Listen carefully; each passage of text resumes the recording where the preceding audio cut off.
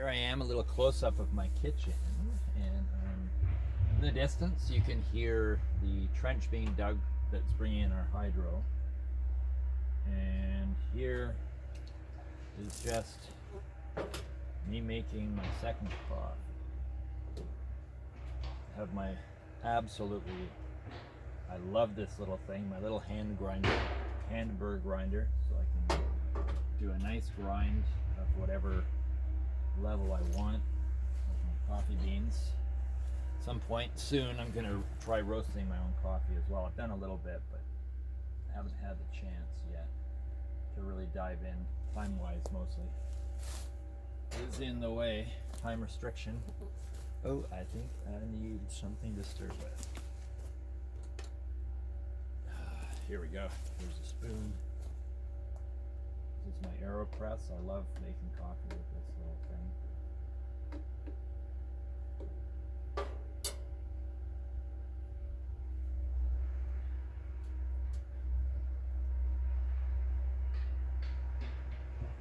But providing this camera is aimed properly and you can see me and I'm not cutting my head off. Kind of liking this out here.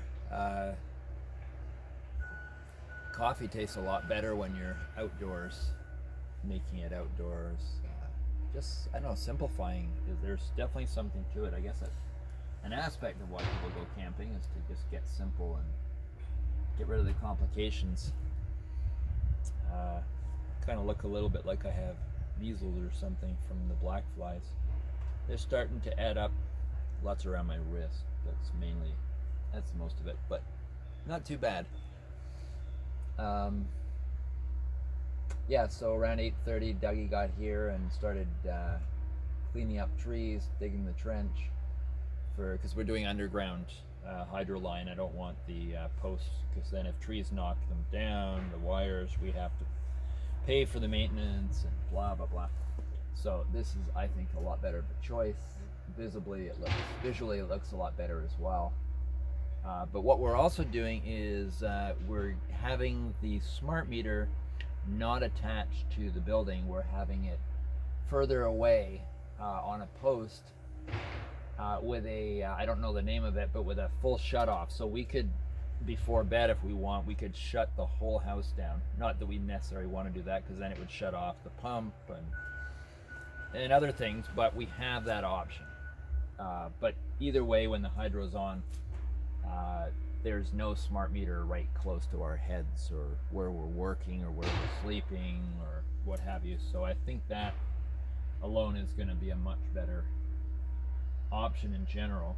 But I'll keep you up to date. What I want to do with this series is I want to, here's my little puck of coffee grinds going back to the earth. But what I want to do is I just want to show my process, reveal why I'm here, why I'm doing what I'm doing, why I have certain values, beliefs, or how I've developed them, or where I think they're going. No one really knows. If they're honestly willing to look into the depth of themselves and adapt to reality and stuff. It's an interesting journey. I remember reading Peter Pan when I was young, and it said death is an awfully big adventure. And as many of you know, there's like the big death, the physical death, but there's also mini deaths every moment. Every moment we die and are reborn. So I try to focus on that. So the end of something is the beginning of something. So challenging times are super powerful and potently available, the chance for change, for positive change.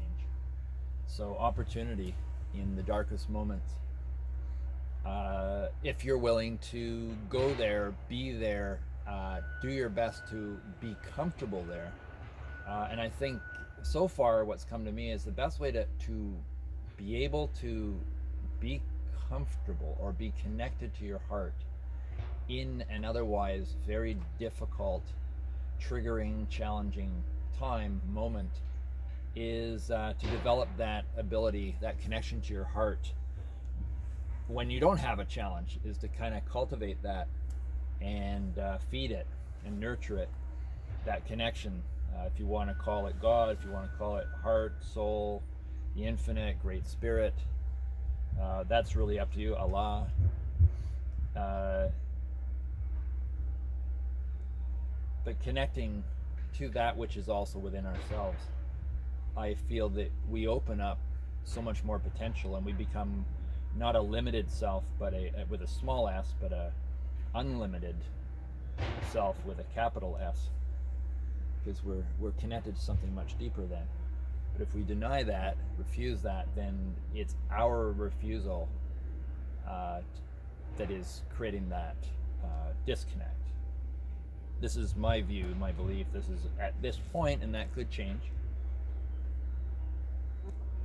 as well. I sure hope my face is in this after I end up. Now I'm spending more time chatting than I thought. But yeah, it's a process, and I have, for myself, I have my moments where I can feel myself going into panic. It's usually financial situations that bring me into panic. For example, the foundational things that I have to have done here and pay for, such as putting a driveway access with a culvert in, which I did last year. That was $7,000, and it could easily have gone to be more. Putting in the gravel for the road for our drive ended up being around the same.